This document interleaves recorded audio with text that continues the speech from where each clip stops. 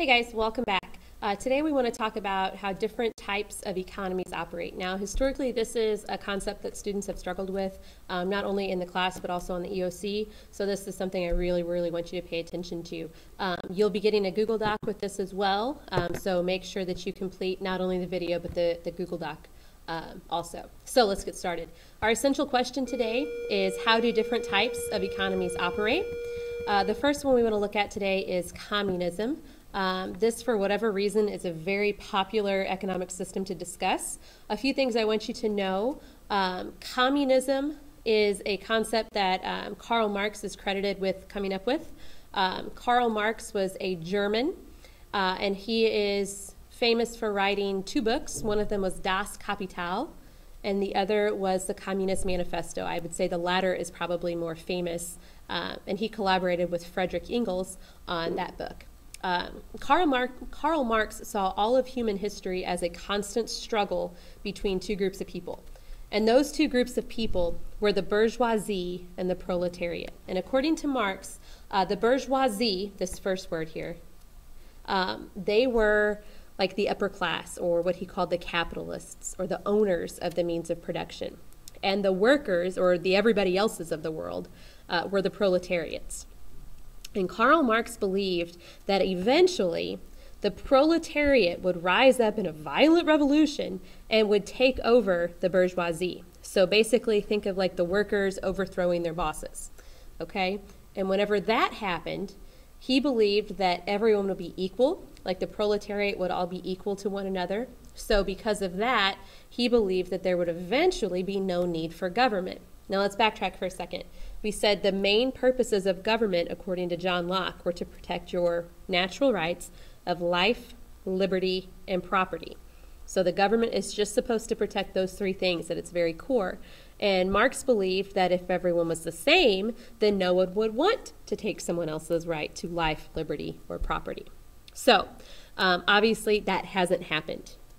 There will never be a time in which we won't need a government to protect those natural rights, because we're all human, we're all greedy, we're all out for number one, right? Right. Okay, in communist nations, the government decides what to produce and how much to produce. They decide how to distribute goods and services. The government owns the land, the natural resources, the industry, banks, everything that is involved in creating a product. So to give you an example, if we lived in a communist nation, you would have one choice of a shoe to buy. Maybe you would just have Nike Shox. That's all you could buy. So the government is going to determine how much that product is going to cost. It's going to set the standards for the production of that. It's going to determine what products are used to create that final product. The government controls everything. So moving on then to socialism. Now socialism and communism are often really, they're compared, and sometimes they're really close together. They're very similar. But the main ideas of socialism is that the government provides pretty much everything for the citizens. They provide social services like education and health care. There's this concept of an equal distribution of wealth, public ownership of the means of production, and the idea that if you contribute to the product, then you deserve an equal share of the wealth. So jumping back up here to this first point, how the government provides social services for everyone. Social services like education. In some European countries, if you want to go to college, you don't have to pay for it. It's covered by the government. If you are on maternity leave, you get like a whole lot of maternity leave paid, and then your job has to be there waiting for you when you get back. That's not how it works in the United States most of the time. But some pros and cons of socialism. Some pros, obviously, you don't have to worry about paying for things like health care, your health insurance costs. You don't have to worry about that.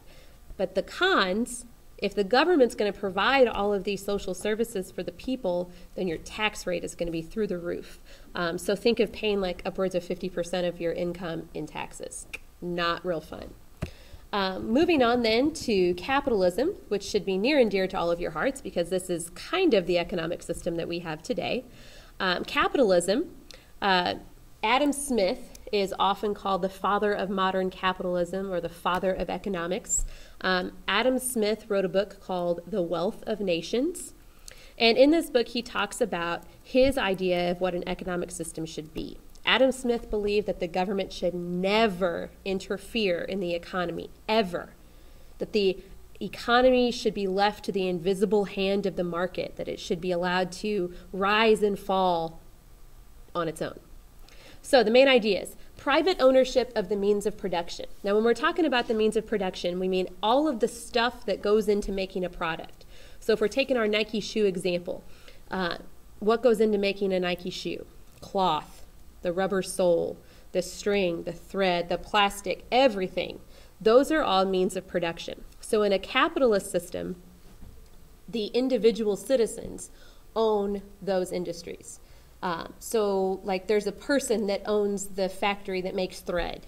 The government doesn't own it, and it's not communally owned by the people. Competition among businesses. This is one of the biggies, the big important characteristics of capitalism, is that competition among businesses, that we have the freedom to choose if we want to buy Nike Shox or if we want to buy Converse or Under Armour or Tom's, like me. We have the choice of what kind of shoe we want to buy. And because of that, prices of goods are not as high as they normally would be, and I'll come back to that in a second. We have competition among businesses. We have free enterprise. Now, this is a bolded term. It's a vocabulary term, so listen up. Free enterprise is the ability to determine your own economic decisions. So I have money, and I get to determine if I want to spend it on a new pair of Toms or if I want to buy a latte. It's up to me, okay? No one is telling me that I have to use that money to buy a new pair of Toms, although I most likely would. Anyway, freedom of choice. Like I said up here, we have the freedom to choose what kind of product we want to buy. In a capitalist economy, we have a whole host of options, which helps drive costs down. Now, not making things cheap by any means, we all know that. But we have the possibility for profit. Very few people will go out in the world and start making a product without the prospect of making money. So we have the possibility of profit in our system. Now, capitalism, like if you were to think of this like a triangle or kind of like a chart, capitalism would be at the top, and then you would have two different types. Okay, the first type is a free market system. Now, this is what we would call pure capitalism, because in a free market system, the government would never interfere in the economy at all. So if we go back to like the Depression of the 1920s, as the American economy started to take that downhill slope, if you are a free market capitalist, you would think that the government should have no say in trying to stop that, or should not try to prevent it at all, because you would believe that if the market dips, it will eventually rise.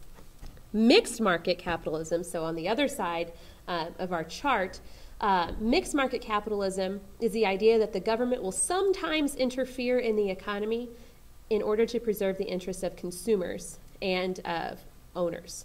So to give you an example, if you can think all the way back to the end of George Bush's administration, the beginning of President Obama's administration, our economy was in that horrible recession. And in order to prevent us from going into a deeper recession, if not a depression, the government decided that they were going to issue these stimulus checks. So basically, if you pay taxes, you or the head of your family would get like a $500 check. Now, if you give that money to me, a middle-class American, I'm most likely not going to go put it in my savings account. I'm going to cash it and spend it. Am I right? So by doing that, by spending that money, I'm stimulating the economy. I'm buying stuff again. And by me buying that one pair of Tom's shoes, I'm making sure that someone in a factory has a job. I'm making sure that the people that own Tom's are making a little money. And I'm also providing a shoe to, or a pair of shoes to a child in need. Anyway, that's the mixed market system. And then this last term here, laissez-faire. This is a French term, and it literally means hands off or to let alone. So whenever we're talking about capitalism, a pure form of capitalism, that concept of laissez-faire definitely comes into play, because Adam Smith and free market capitalists believe that the government should take a laissez-faire approach, or a hands-off approach to the economy, meaning to never interfere in the economy for any purpose. So that's all I've got for you today. Please make sure that you complete that Google Doc and submit it through Classroom. See ya.